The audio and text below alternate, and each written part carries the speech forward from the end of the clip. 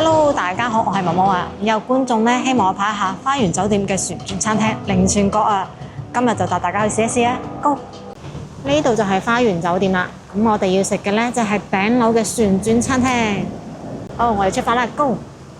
花園酒店咧就係全國就得3間嘅白金5星級酒店，一晚房費咧大概係850蚊左右。咁有好豪華嘅裝修㗎。大堂咧係有貼金壁畫㗎，各種豪華裝飾。之前過嚟拍荔灣亭飲茶嘅時候咧，都有詳細介紹過。今次咧就唔詳細介紹啦，有興趣嘅可以睇翻呢期影片喎。我哋依家咧就上到嚟30樓啦，呢度咧就靈泉閣旋轉餐廳。哇！今日個景好勁啊，世界末日景。依然咧都係睇唔清廣州塔嘅。雖然依家30層咧就已經唔係呢度最高嘅建築啦，但係呢個景都好抵睇㗎。花園酒店靈泉閣呢度咧係自助餐嚟嘅，688蚊一位，聽落去係咪好貴呢？不過一直到6月底咧都有買1送1活動㗎，只需要向服務員出示1張廣州任意景點嘅相就可以享受買1送1活動㗎啦，即係344蚊一位就可以享受廣州最頂級嘅5星級酒店旋轉餐廳嘅自助餐啦，係咪好抵呢？每人咧都包含6款嘅位上菜式，分別咧就係鮮湖小青龍、魚翅炒蛋、陳皮鮮參花膠功夫湯、白花洋海參鮑魚撈飯、桃膠樽梨燉燕窩。呢份呢就係鮮湖小青龍啦，一開二，每人係半隻。上面有粉絲，有蒜蓉，仲有少少葱花，非常之飽滿嘅。嗱，睇睇，非常新鮮嘅大嚿肉啊！哇！呢個青龍超級甜啊，肉質好紮實彈牙，真係肯定用嘅係新鮮龍蝦啦，唔係冰鮮。呢啲位上嘅品質咧都好高下。之後嚟嘅咧係魚翅炒蛋，分量非常之精緻，不愧係高端菜式。不過食魚翅咧真係有啲殘忍咯。咁佢係真係魚翅嘅，睇到佢係一梳梳嘅。我試一試味道啦，連埋蛋一齊食，既然成道菜式係咁嘅。小心好粗啊，好彈牙。蛋香味咧，咁樣嚟調配一下個味道。因為魚翅本身咧其實冇味嘅，主要就靠其他嘢餵個味入去嘅。成道菜式咧係非常之清新嘅。雖然好殘忍，但係呢個魚翅炒蛋咧其實真係都幾俾料㗎。你睇下，呢個魚翅咧係比較粗嘅，口感亦都係非常之彈嘅。加埋蛋嘅香味一齊之後咧，其實真係幾好食㗎。就係呢個份量有啲細咯。呢款咧就係陳皮鮮參花膠功夫湯啦，上嚟咧係一壺嘅，呢個係湯，之後花膠喺邊呢？花膠咧就喺小金桔裏面，咁食之前咧就先將花膠撈出嚟，擺入我碗湯裏面。哎呀，都幾大嚿花膠噶喎，咁咧就成為咗花膠功夫湯啦。哇！但係鮮參味主導咯，非常之濃烈嘅鮮人參味啊！咁佢都裝飾咗6線人參喺度嘅。至於花膠嘅話，睇上去有厚度，唔知係用金龍膠啊，定真係公兔仔俾你啦。膠質還可以，但係我啱先見我條花膠咧係有少少血邊嘅，所以就腥味有啲重。總體嘅話普普通通咯，唔驚豔。鮮人參真係冇咩年份，飲起身好苦啊！名貴嘅位上白花洋海參啊，咁就海參同埋一個少少嘅菜花做裝飾嘅。白花洋係咩咧？就係蝦滑啦，所以好靚嘅。釀完之後咁嘅，入邊咧就全部都蝦滑，外邊咧係一條刺身嚟嘅，非常之多刺，就係頭數有啲細咯，肥嘟嘟嘅。生魚翅其實好食嘅喎，入邊嘅蝦非常之鮮甜，外邊嘅參咧同佢係唔同一樣嘅脆㗎。海參稍為脆啲，蝦滑咧係彈牙嘅脆啊，然之後好有層次，味道好鮮。如果呢個可以 encore 就好啦，我覺得好好食啊！你一拍得住呢個5星級嘅檔次啊！下一份咧就係鮑魚撈飯啦，呢個係鮑魚片嚟嘅咋，唔係原隻。咪試一試個味道咯。鮑魚汁嘅味道為主，鮑魚真係太薄一片啦，雖然係有彈牙嘅口感嘅，但係咁細一片嘅話，我覺得唔夠厚咯。不過呢個飯咧幾靚，其實呢個鮑魚咧真係好食噶，只不過係份量有啲細，有啲可惜咯。睇下咁薄一片，但係佢個鮑魚汁咧係做得好好，好鮮味㗎。佢啲米咧揀得都好好，有米香味嘅，口感係好彈牙嘅喎。如果檔次再高啲，比成隻鮑魚我差唔多，我一鋸住食啊嘛。睇下咁薄一塊。咁一路食飯咧，你係見唔見後邊嘅背景係一路變㗎？不過呢度轉咧係轉得好安靜嘅，冇噪音㗎，除咗大家傾偈聲音之外。咁佢又因為大 V 推過，所以而家係比較受歡迎嘅，仲要一定要預訂添啊！啱先聽到啊，已經係2個星期後嘅預訂啦，哇真係好受歡迎，好勁啊！仲有啊，佢呢度雖然嘢食好豐富咋，但係飲品係比較單一㗎。比如嗱，如果飲果汁嘅話咧，就係呢隻 MSC 啦，混合果汁。之後就有一隻酒喜力，先欣賞我好好地嚟食嘢咯，就得2款飲品咋。最後嘅位上菜式係雪梨燉燕窩啊，睇睇先，雪梨上面半透明嗰個就係燕窩啦，而家雪梨中間紅紅地色啊，嗰啲係桃膠嚟嘅咋。雪梨咧係佔咗呢個甜品嘅大概2/3嘅位置啦。啲汁水咧就有啲人好少嘅，而有啲人咧就好多嘅，俾你睇睇。嗱，好多個人咧，係咪差好遠啦？我呢碗係滿嘅，佢個碗都未開始飲就已經俾人偷咗一半啦，咩回事咧？真係過分。因為燕窩太少啦，我都好懷疑我不得起佢啦。不得起嘅，但係真係好少啊！而且，咦，咁咪真係咁嘅？點解唔係一絲絲嘅？唔通佢只不過係雪燕？我飲完再話你知啦，應該冇咁過分嘅，收到我300幾蚊㗎嘛。成盅咧係咁大嘅，就真係燕窩嚟嘅，因為會有嗰種蛋清味嘅。不過唔係好靚嘅燕盞，或者係我呢個啱好分到咗個邊角位嗰度咯，即係就係食落去咧就會覺得好細碎嗰種咧。有冇浸過面喎？拍到邊邊嗰度咧，連住個盞底嗰度啊，就會有嗰種感覺，而唔係盞面嗰度啊，係一條條長絲嘅。因為俾得好唔平均喎，呢個甜品。而且都最後一份啦，唔係應該留個美滿嘅記憶俾我，等我下次再嚟嘅咩？我試埋呢個雪梨同埋桃膠。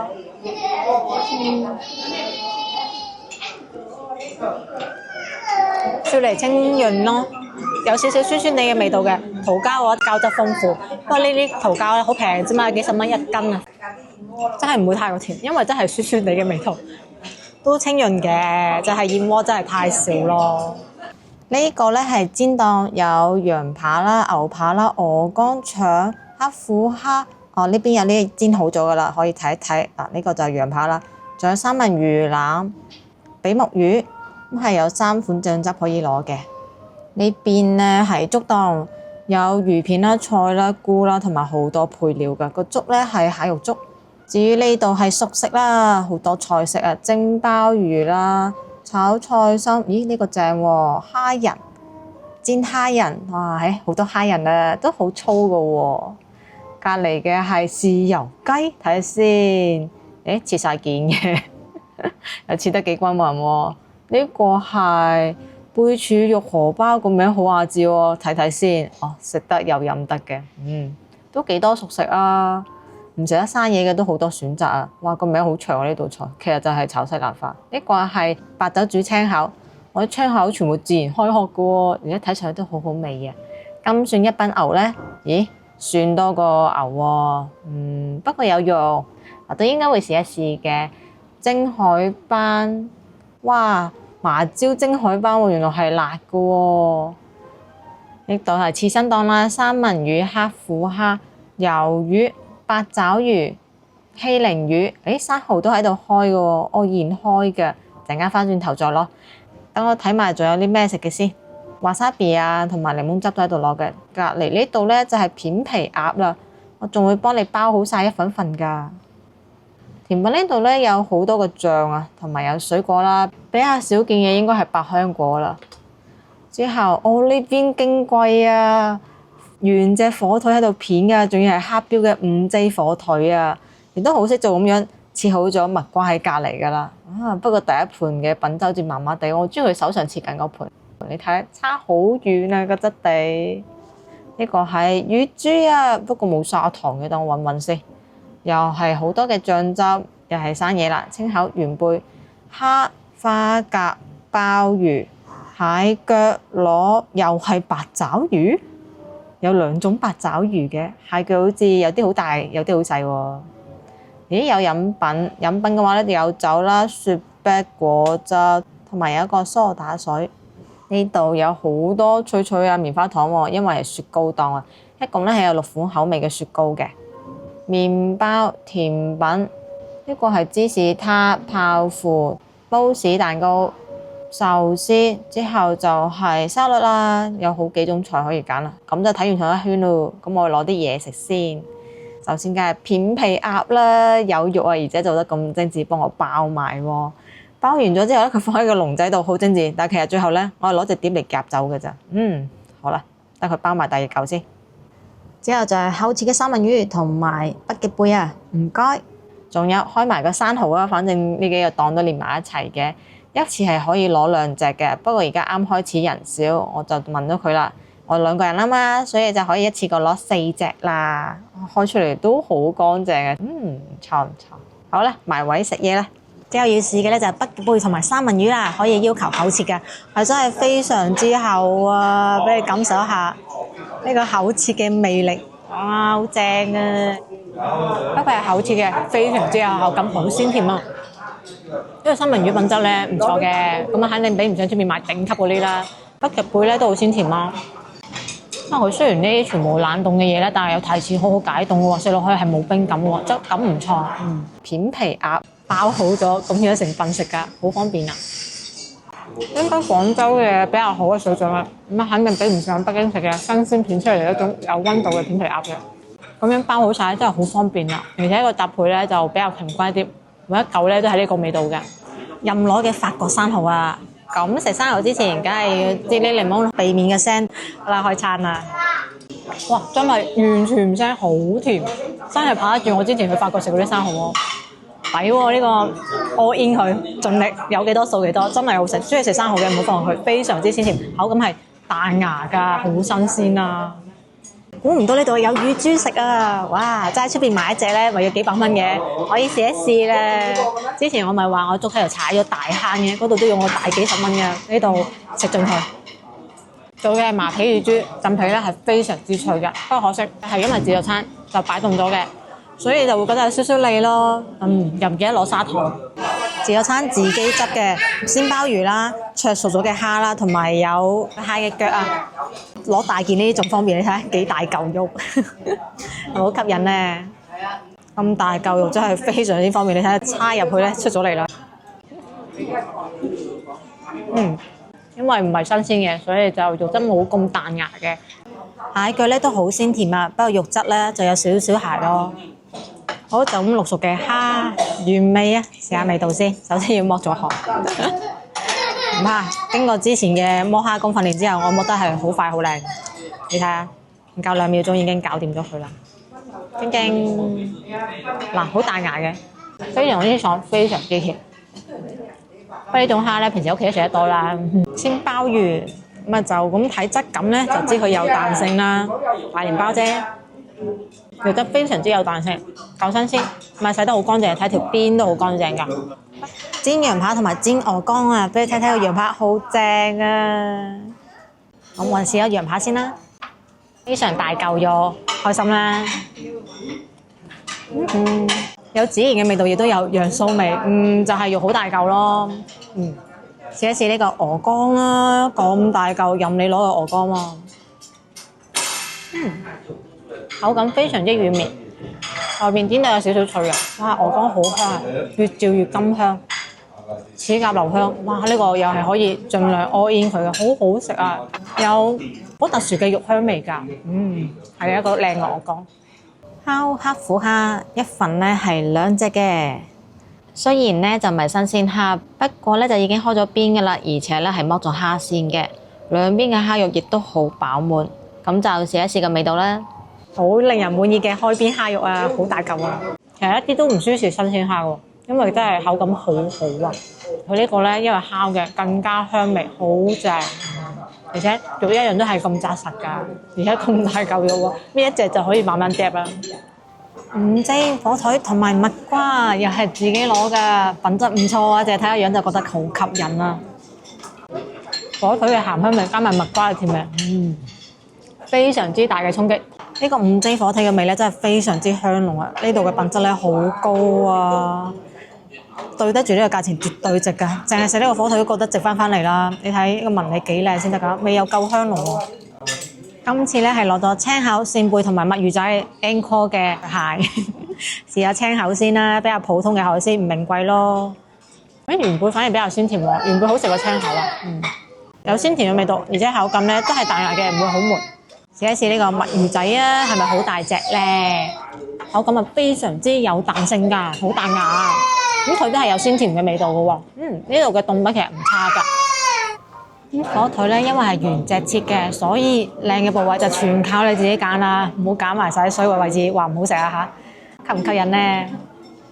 我覺得最好食咧都係呢個五劑火腿啊，真係夾埋一齊之後好香濃，好好食，一定要留胃食多啲佢啊！同埋呢個環境其實好靚啊，見唔見後邊星空頂啊？咁係用嚟影射住出邊塊玻璃，就算出邊再暗再冇星光，咁樣睇落去都已經充滿咗星空啦，係咪好浪漫咧？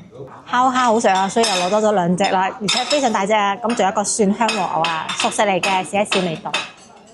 有驚喜喎，淨係睇個樣咧，覺得全熟肉都冇咩期待啦，點知入去係熟得啱啱好，係有汁水㗎，好嫩滑，一啲都唔攝牙。仲有好香嘅嗰種蒜味啊，熟食都做得唔錯喎。另外咧，仲攞咗一塊牛扒，咁啊大概係5成熟啦，中間就有少少紅嘅，但係冇血嘅。不過按切呢個手感嚟講咧，我唔知話佢把刀唔係好利啊。你呢塊扒咧真係有筋啦。好啦，成功切咗出嚟，唔係好厚就比較薄。我覺得蒜香和牛好食啲咯，比較普通。呢個品質咧，亦都係本身喺超市買得到嘅，就唔算咩頂級品質。咁依家煎完之後先344蚊一斤咧，我覺得係回到本嘅，抵食㗎。你唔需要一隻大食怪，因為呢度嘅食物品質咧唔差。你睇呢個鵝肝係真係好靚嘅，入邊咧係好粉嫩㗎，好密㗎，唔粗鞋，好嫩滑。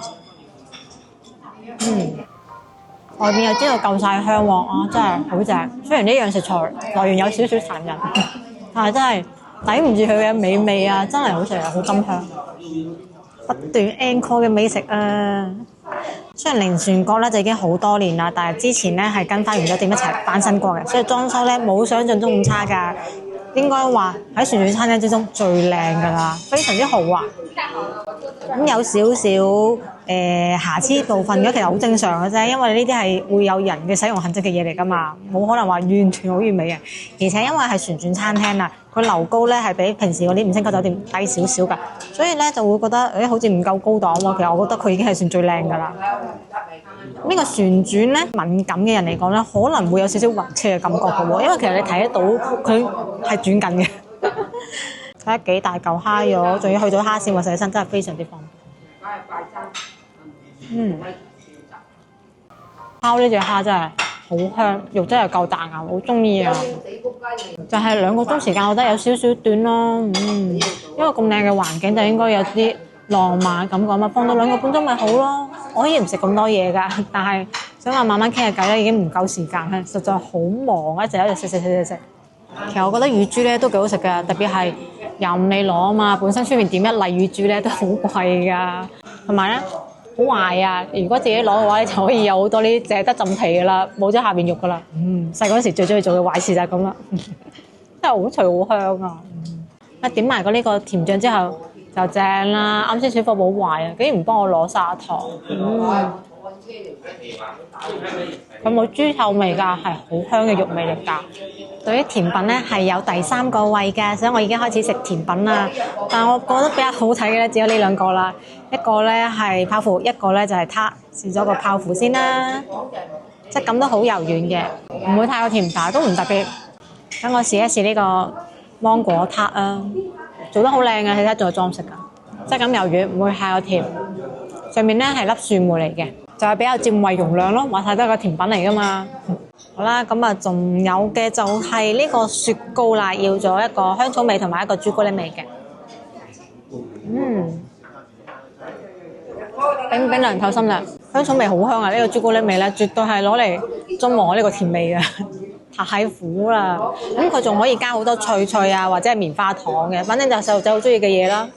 三文魚同埋甜蝦又係可以減位置嘅，識食嘅梗要食得整啲啦。我係要咗腩位嘅，同埋依然都係要求厚切嘅。你睇呢個質感，呢個300幾蚊係咪輕鬆回本啊？睇下幾厚，真係厚到好過分啦，非常之讓人滿足嘅味道啊！真係好甘香，雖然唔會話非常頂級嘅三文魚，但係真係足夠啦呢個味道，仲可以任低你減位置，仲可以厚切，係真係厚切喎，好好厚，手指咁厚俾你嘅喎，好捨得喎。同埋呢度咧，雖然係好多係要等服務員現切或者現煮現炸，但係唔會要你等好耐嘅啫。佢一收到 order 好，然之後即刻幫你做㗎，唔會記亂你啲位置㗎，你好有順序㗎，所以成個過程食起身咧係好舒服㗎。就係少咗少少中餐嘅湯啊嗰類咯。之前我見陳隨便推薦咧係有龍躉湯嘅，但係今次係冇嘅咯。仲有粥咧，亦都係得個蟹肉粥嘅咋。除咗三文魚之外咧，仲有甜蝦，亦都係開邊嘅剔咗線嘅啦。點一點豉油就可以開餐。嗦嗦聲，唔知收唔收到音啊？反正啲肉咧係好彈牙嘅，好新鮮嘅。有蝦嘅鮮甜味，就係尺寸有啲細咯，就得咁大隻。如果咁大隻就差唔多啦。我呢啲咪賠錢貨啊！竟然喺自助餐度食粥喎，蟹粥嚟嘅啫，唔算好矜貴啦。試下味道睇下夠唔夠先。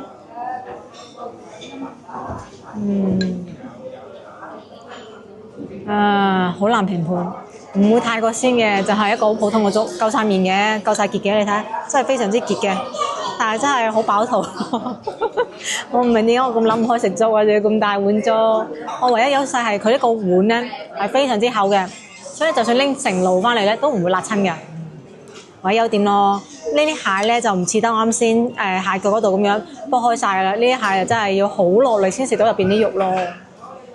真係睇得出好綿，煲得好綿，估計真係冇咩人攞，所以佢就煲咗好耐啦。咁蟹肉咧係任得你話攞幾多攞幾多嘅，反正咁嘅樣你都幾難食得到入邊啲肉咯。真係足夠晒面，靚嘅。只不過喺呢個咁多高級食材嘅情況下咧，我覺得食粥咧就有啲揾品咯。出示俾佢之後咧，仲要影相嘅。叮之後就可以享受買一送一㗎啦。買一送一完之後咧，就係兩個人先688蚊。係咪你送我㗎？係。唔係，係你送我哋嘅二維碼，然之後微信掃一掃買一張券。哦，微信掃一掃買券嘅係。哦，咁如果冇微信啲人點算啊？冇微信啲人啊？美團都可以。冇美團冇國內手機號碼嘅咧？咁嗰種嘅話，咁而家廣交會期間唔係房客嘅話，我哋有7、5折。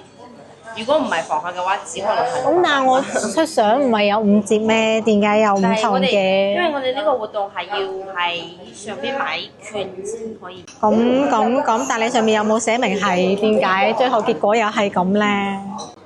最後咧，佢係要核銷呢個券碼先至可以買一送一㗎，所以如果冇國內手機號碼嘅小伙伴就要等佢哋嘅新政策啦。實付俾咗688蚊，隨機減咗個幾咯。OK， 好嘅，好啦，咁就埋咗單啦。呢餐都食得差唔多啦，我就繼續飲我一個揾笨嘅蟹粥啦。